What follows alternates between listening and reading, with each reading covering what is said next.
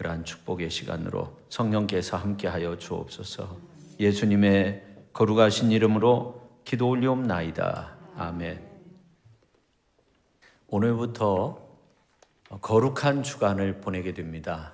고난 주간이죠. 오늘은 이제 종려주일입니다. 우리가 이 거룩한 한 주간을 보내는 것은 예수님께서 이 땅에 오셔서 예루살렘 성에 입성하시고 한 5일 정도 고난의 길을 걸으셨기 때문에 우리가 함께 이 고난 주간 감동적으로 또 기도하며 하나님의 은혜를 사모하는 그러한 기간으로 갖고자 합니다. 오늘은 그러면 이제 종려주일이 되는 거죠. 예수님께서 어린 나귀 새끼 타고 예루살렘 성에 입성하실 때 수많은 사람들이 뒤따르기도 하고 앞에 서서 호산나 호산나 외치고, 그리고 예루살렘 성에 예수님께서 입성하셨는데 예수님께서 예루살렘 성에 입성하시고 난 뒤 예루살렘 성을 바라보시며 우셨다고 그렇게 말씀하고 있어요. 그래서 이 종려주일을 우리가 뭐라고 표현할 수 있냐면 개선의 날, 그렇게 말할 수 있습니다. 우리가 이 개선의 날, 종려주일을 정말 뜻깊게 보내기 위해서는 고난받으시기 위해 예루살렘 성에 입성하실 때 그 수많은 사람들이 호산나를 외쳤던 그 모습을 생각하면서 하나님 앞에 찬양드리는 그런 삶이 되었으면 좋겠습니다. 오늘 하루 하나님 앞에 찬양드리는 그런 복된 삶이 될 수 있기를 예수님의 이름으로 축원합니다. 그 다음에 이제 월요일에 예수님께서 열매 없는 무화과 나무를 저주하셨어요. 또 성전을 정화하셨습니다. 성전을 깨끗게 하셨다는 말이죠. 이것은 이제 예수님께서 자기의 권위를 세우신 날, 권위의 날, 그렇게 말합니다. 그리고 이제 화요일 예수님은 권위에 대한 도전을 받게 되는데 여러 가지 질문을 통해서 시험하는 그런 일들이 있었는데 예수님께서 변론을 하시면서 논쟁을 하시면서 자기의 권위를 스스로 지키셨어요. 이러한 와중에 가룟 유다가 예수님을 팔 생각을 하고 이제 그 악한 일을 꾀하는 이러한 모습도 있었는데, 그래서 화요일은 어떤 날인가? 우리가 금주 화요일 변론의 날이다 하는 겁니다. 감동적인 고난주간을 보내기 위해서 우리가 해야 할 일은 이 화요일에 나와 화해하지 못한 사람이 있다고 한다면 그런 사람들에게 전화도 하고 편지도 쓰고 또 화해자의 역할로서 화요일을 보내면 좋겠다, 그런 생각을 합니다. 그 다음에 이제 수요일은 음모의 날, 그렇게 말할 수 있는데 본격적으로 이제 예수님을 언제 잡을 것인가 고민을 하게 돼요. 이러한 가운데 마리아가 옥합을 깨뜨려서 예수님의 머리에 붓고 자리에 머리털로 예수님의 발을 닦아드립니다. 예수님은 마리아를 칭찬하시는데 복음이 전파되는 곳에 마리아가 행한 일도 기념이 되리라, 그런 말씀을 하세요. 그래서 이 수요일 음모의 날이 지나가게 됩니다. 금주 수요일에 여러분들이 이 고난주간을 보내면서 내가 깨트릴 수 있는 옥합은 무언가 한번 생각해 보면 좋겠어요. 그 다음에 이제 목요일 예수님께서 마지막 만찬, 6월절 만찬을 제자들과 함께 나누시게 되는데 그때 이제 고별 설교도 하시고 중보의 기도도 하시고 그 다음에 세족식을 거행하시죠. 그리고 겟세마네 동산에 가셔서 땀방울이 떨어지는데 핏방울이 되도록 그렇게 기도하십니다. 그래서 목요일을 준비의 날, 그렇게 표현하기도 하는데 우리가 감동적으로 이 날을 보내기 위해서 저녁에 나와서 교회에 와서 함께 기도하는 것도 좋고요. 그 다음에 겟세마네 동산의 그 기도의 모습처럼 하나님 앞에 이렇게 기도하면서 하루를 보내면 좋겠다, 그렇게 생각됩니다. 그리고 이제 금요일 예수님께서 십자가상에서 순환을 받으신 날입니다. 빌라도의 사형의 언도를 받고 십자가에 못 박혀서 죽으셨어요. 날이 저물자 예수님을 이제 염해에서 무덤에 장사 지내게 됩니다. 그래서 이 고난주간 금요일 가장 경건하게 보내야 되는 그러한 날이죠. 그 다음에 이제 토요일 막달라 마리아를 비롯한 여성들이 예수님의 씻인 그 몸에 바를 향품을 예비한 날입니다. 그래서 예비의 날 그렇게 말할 수 있어요. 파라스큐엔이라고 그렇게 말하는데, 이 토요일 날은 여러분들이 이제 달걀을 이렇게 준비하면서 부활절 용품을 이렇게 준비하면서 이웃을 초대하면 좋겠다 그런 생각을 합니다. 이렇게 성도의 기쁨을 누리기 위해서 이 고난주간을 잘 보내는 것도 참 중요하다고 생각해요. 주님의 십자가를 묵상하면서 그렇게 고난주간을 보낼 때 부활의 영광을 체험할 수 있는 거죠. 우리의 삶의 모습도 고난이 계속되는 것은 아닙니다. 언젠가는 부활의 영광이 있는 거고 그날의 영광을 우리가 바라보면서 살아야 하는 거죠. 그래서 오늘 지금 이 순간이 중요한 건데, 하루하루의 삶 속에서 이 고난주간 예수님께서 걸으셨던 그 모습을 묵상하면서 경건한 모습으로 고난주간을 보낼 수 있기를 예수님의 이름으로 간절히 축원드립니다. 자, 오늘 이제 본문 말씀은 6월절을 한 주간 앞두고 예수님께서 예루살렘 성을 향해서 제자들과 함께 발걸음을 옮기시는 그러한 장면이 나오는데, 28절 말씀을 보면 이런 말씀이 나옵니다. 예수께서 이 말씀하시고 예루살렘을 향하여 앞서서 가시더라 그렇게 말씀하고 있어요. 여러분, 유대인들은 1년에 3차례 예루살렘 성전에 올라갔습니다. 하나님 앞에 절기를 지키고 제사를 드리기도 하고 예배를 드렸던 거죠. 예수님께서 예루살렘으로 향해서 가시는 일은 자연스러운 일입니다. 근데 예수님께서 이제 마지막으로 예루살렘 성에 입성하실 때 그 모습을 보면 아주 결단하시고 예루살렘을 향해서 가시는데 앞장서서 가셨다고 그렇게 말씀하고 있어요. 십자가에 달려서 죽게 되는 그러한 순간이 다가오는데 예수님은 피한 것이 아니었어요. 도망친 것이 아니었어요. 여러분, 성경에 있는 말씀을 보면 누가복음서 13장 33절에 그러나 오늘과 내일과 모레는 내가 갈 길을 가야 하리니 선지자가 예루살렘 밖에서는 죽는 법이 없느니라. 예수님께서 그런 말씀을 하셨어요. 또 18장 31절에 있는 말씀을 보면 우리가 예루살렘으로 올라가노니 선지자들을 통하여 기록된 모든 것이 인자에게 응하리라 그렇게 말씀하고 있어요. 이렇게 예수님은 제자들에게 예루살렘 성에 입성하여 이제 예수님 자신이 죽게 될 것을 미리 말씀하셨어요. 그리고 이제 예루살렘 성에 입성하시러 올라가시는데 제자들의 모습과 예수님의 모습과는 전혀 달랐습니다. 예수님은 피하지 않았어요. 오늘 이제 28절에 보면 예루살렘을 향하여 앞서서 가셨다고 그렇게 말씀하고 있어요. 이 앞서서 가셨다는 이 말은 단순히 앞장섰다, 그 순간 앞장섰다 그런 의미가 아니라 계속적으로 앞서서 가셨다는 거예요. 현재 진행형이고 과거로부터 계속적으로 그렇게 하고 있다는 거예요. 인류 구원의 역사를 위해서 허물 많고 죄 많고 부족한 우리를 구원받기에는 너무나도 연약한 우리를 구원하시기 위해서 예수님께서 앞장서서 예루살렘을 향해서 가셨다는 것은 어떤 의미가 있냐면 예수님께서 골고다 언덕에서 피 흘려 죽으셨잖아요. 십자가에 못 박혀 죽으셨잖아요. 테텔레스타이 다 이루었다 말씀하시고 내 영혼을 아버지의 손에 의탁합니다 그렇게 말씀하시면서 하나님의 구원의 역사를 이루셨어요. 그 하나님의 구원의 역사를 이루시기 위해서 예수님께서 예루살렘으로 앞서서 가신 거예요.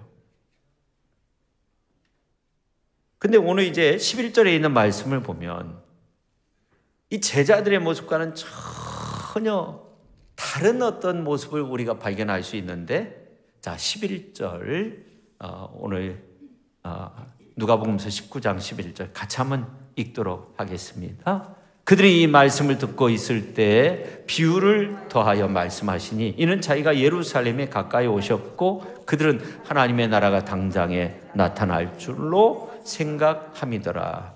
공동 번역 성경으로 보면 이 말씀을 듣고 있던 사람들은 예수께서 예루살렘에 가까이 오신 것을 보고 하나님의 나라가 당장에 나타날 줄 알고 있었다. 그래서 예수께서 그들에게 또 비유 하나를 들려주셨다.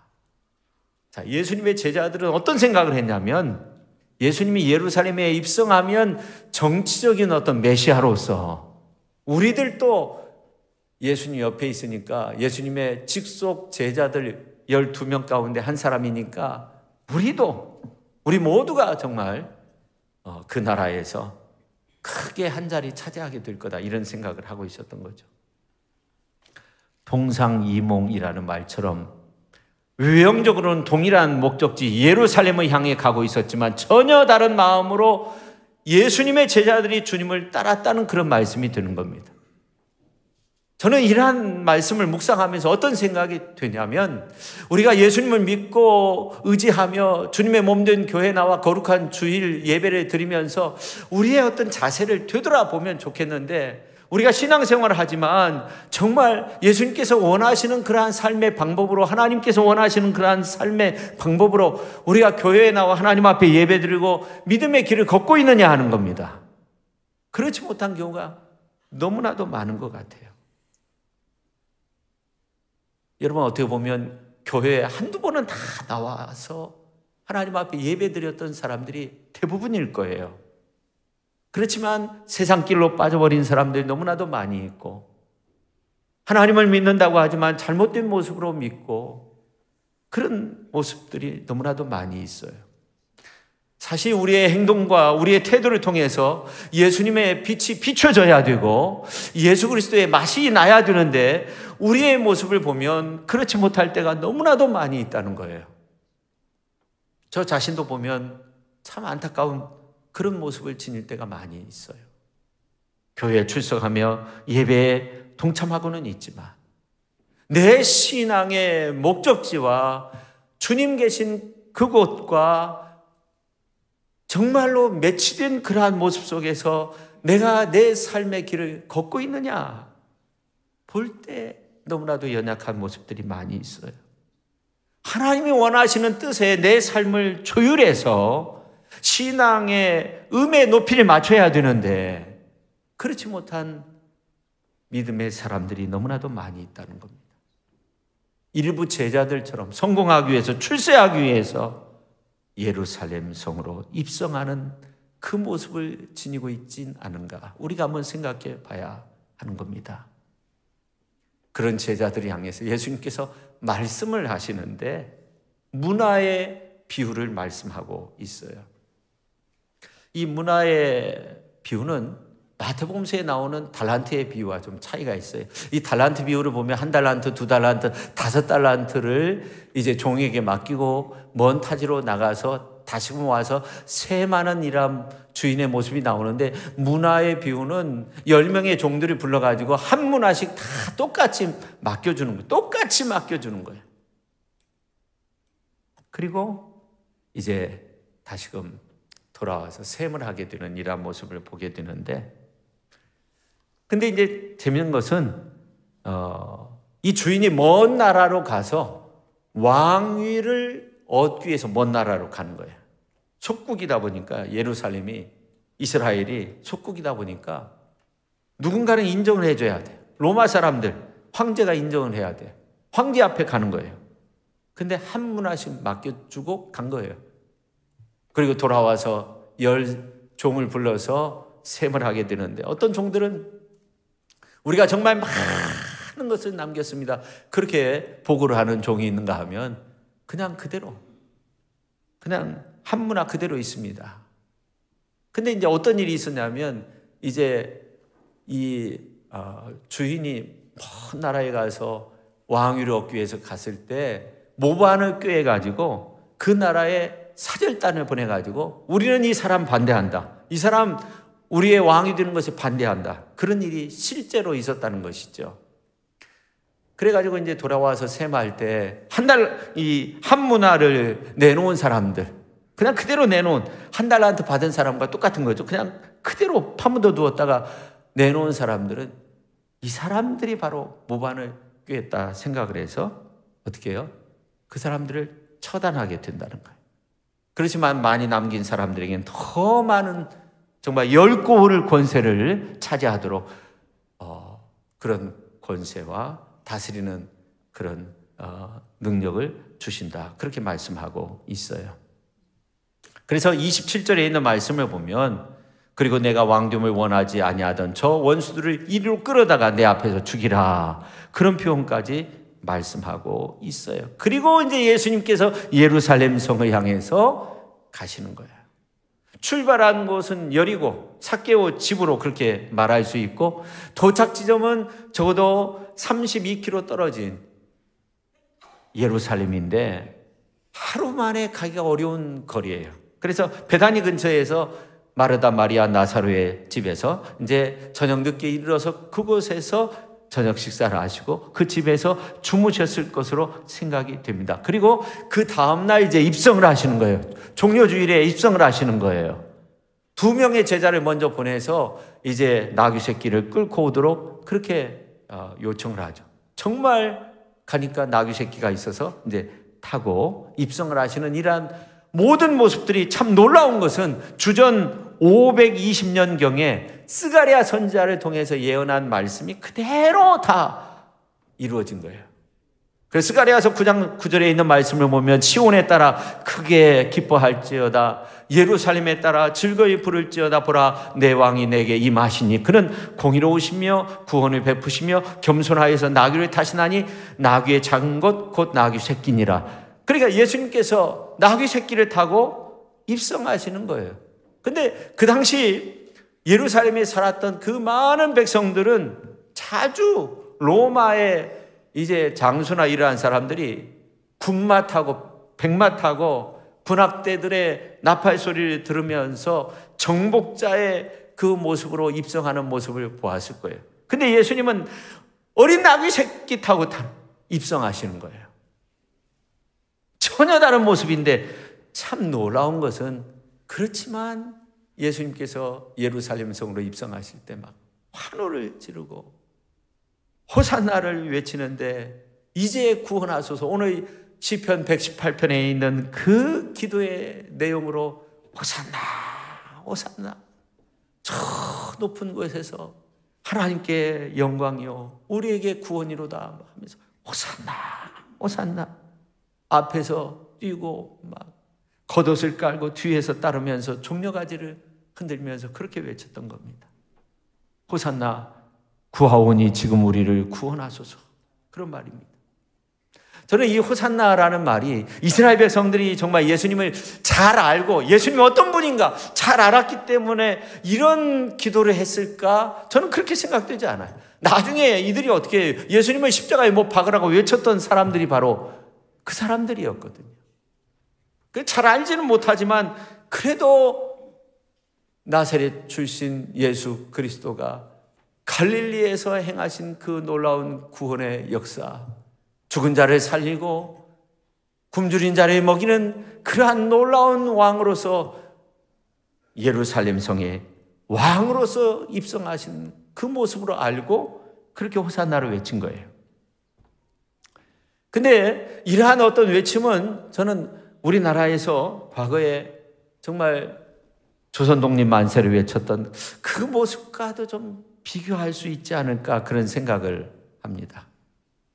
일제시대에 가장 필요한, 가장 소중한 일이 뭐예요?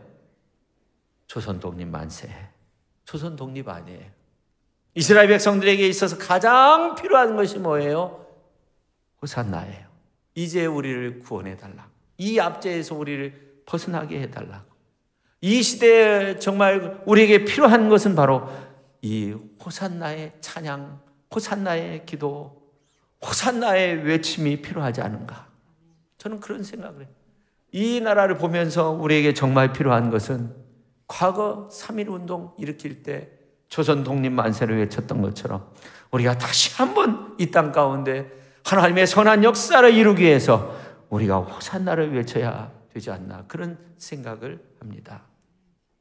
근데 어떤 사람들은 그렇게 호산나를 외치며 예루살렘 성에 함께 예수님과 함께 입성한 사람도 있지만, 어떤 사람들은요, 이제 한번 들어와 봐라, 예루살렘에 와봐라, 변방에서는 큰 소리 쳤지만 많은 기적을 행했지만 한번 들어와 봐라, 그런 사람도 있었다는 거예요.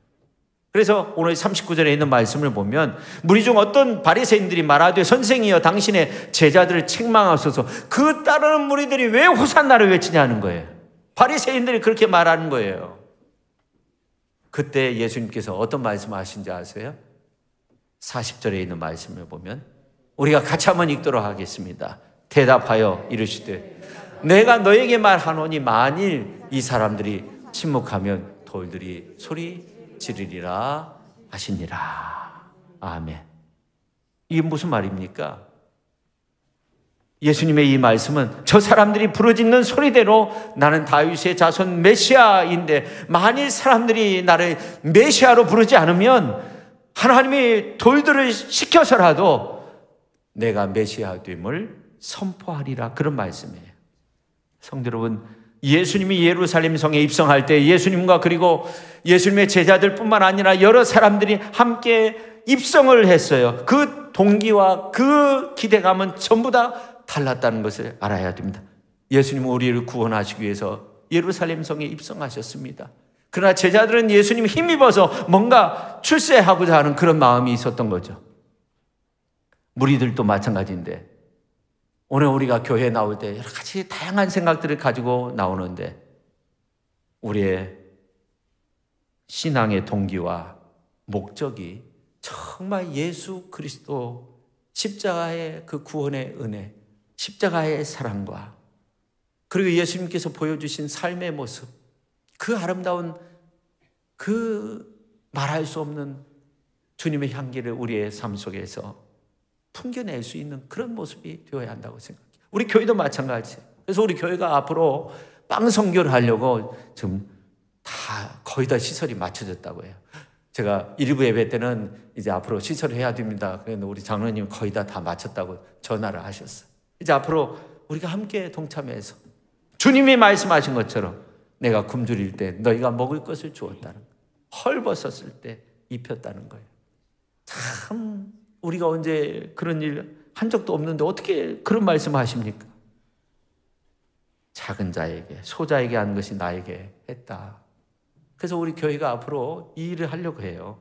정말로 힘써서 하려고 아예 그냥 그 식당 방이 있어요. 아주 큰 방인데 그냥 방을 개조시켰어요. 그 방 안에서 모든 것을 다 할 수 있도록 거기에서 빵도 굽고 반죽도 하고 숙성도 시키기도 하고 그냥 그 자리에서 나올 수 있도록. 그래서 저는 정말 그 요셉의 가지가 담을 넘었다고 하잖아요. 그래서 우리 교회가 앞으로 우리가 헌신함으로써 예수의 향기를 정말 세상에 드러낼 수 있으면 좋겠어요. 정말 요즘 보면요, 정말 이렇게 힘들게 사시는 분들도 많이 있더라고요. 특히 어르신들 이렇게 보면 이가 없어서 식사를 못 하시는 분들에게 빵을 제공하려고 해요. 이 주변에도 제공하려고 해요. 또 농촌교회, 우리가 과거에 우리 교회에서 얼마나 좋은 일 한지 아십니까? 그 선교가 믿음의 집에서 지냈던 몇 분이 모아가지고 2번째 장학금을 보내줬다니까요. 근데 그 중에 한 분이 우리 교단 어느 목사님인데 그 목사님이 가장 큰 뉴스가 있었는데 믿음의 집이 철도 확장 공사하면서 허물어졌다는 그 이야기를 듣고 그 소식이 자기에게 가장 큰 충격이었다는 거예요. 김정희 죽었을 때보다 김일성 죽었을 때보다 펑펑 울었다는 거예요. 그때 그 말을 하면서 울더라니까요. 6년 동안 장학숙에서 지낸 거예요. 그거 다 먹이 살린 거예요. 우리 교회에서 아주 조금의 돈을 받으면서. 얼마나 아름다운 일이에요. 그래서 우리 교회가 농촌교회, 여러분 식당은요, 면 소재지 가면 식당은 여러 곳 있어도 제과점은 없어요. 그러니까 이 빵을 그리워하는 분들이 많이 있어요. 그분들에게 빵을 제공하고 얼마나 그분들이 기뻐할까. 근데 교회를 통해서 하면 그게 전도 활동이 되는 거잖아요. 우리가 그 일을 하려고 해요. 그래서 우리가 예수의 향기, 주님을 믿어도 주님의 향기를 드러낼 수 있는 그러한 교회 공동체, 믿음의 공동체, 신앙의 공동체가 되자 하는 겁니다. 여러분, 예수님을 영접하지 않고 십자가에 못 박으라고 외친 사람들과 예수님이 십자가에 못 박히신 예루살렘 성, 다 무너졌지만 그러나 고난의 십자가를 지고 골고다 언덕에서 못 박혀 죽으신 그 예수 그리스도의 그 구원의 은혜는 강물이 되어서 흘러 넘쳐 나는 거예요. 요셉의 가지가 담을 넘었던 것처럼 우리가 예수 그리스도의 향기로 예수 십자가 바라보는 그런 마음으로 함께하고자 할 때 분명 하나님의 크신 영광이 정말로 놀랍게 확장되어 나갈 겁니다. 실제로 그런 일들이 일어나고 있다는 것을 오늘 우리가 알아야 돼요. 그래서 우리는 믿음의 주요 온전케 하시는 이인 예수를 바라보자. 저는 그 앞에 있는 즐거움 위하여 십자가를 참으사 부끄러움을 개의치 아니하시더니 하나님 보좌 우편에 앉으셨느니라. 또한 빌립보서에 있는 말씀을 보면 우리 예수님께서 십자가까지 낮아지셨어요. 골고다 언덕 십자가까지 낮아지셨는데 우리 하나님께서 예수님을 높이셔서 모든 이름 위에 뛰어난 이름을, 그리고 모든 사람들이 예수님의 이름에 무릎 꿇도록 그렇게 만드셨어요. 우리가 예수 그리스도의 십자가를 바라보고 묵상하며 그 십자가의 길을 가고자 할 때 그게 사람들의 손가락질 받는 일이 아니라는 거예요. 결국은 그게 부활의 영광된 일이고 정말 크리스찬으로서 아름다운 모습을 보여주는 삶의 모습이 된다는 것을 우리가 꼭 기억을 해야 돼요. 바울이 그랬어요. 바울이 예루살렘으로 그렇게 가고자 했어요. 예루살렘에 가면 당신은 죽게 돼요. 결박당하게 돼요. 어려움 당하게 돼요. 그러나 바울은 내 목숨을 내어놓았다는 거예요. 그래서 예루살렘으로 가서 잡혔지만 죄수의 신분으로 로마로 끌려가서 로마가 구원받게 되고 선교 전초 기지로서의 역할을 감당할 수 있도록 로마 제국의 하나님의 나라가 건설될 수 있도록 하는 그 놀라운 일을 바울을 통해서 이루신 겁니다. 할렐루야. 그렇습니다. 오늘 이 기도문 우리가 한번 보면 좋겠는데요. 여러분 오늘 25절에 보면 시편 118편 25절에 보면 여호와여 구하옵나니 이제 구원하소서. 여호와여 우리가 구하옵나니 이제 형통하게 하소서. 우리의 기도로 바꾼다고 하면 여호와여 이제 우리 교회를 통해서 하나님의 구원의 역사가 나타날 수 있게 하여 주소서.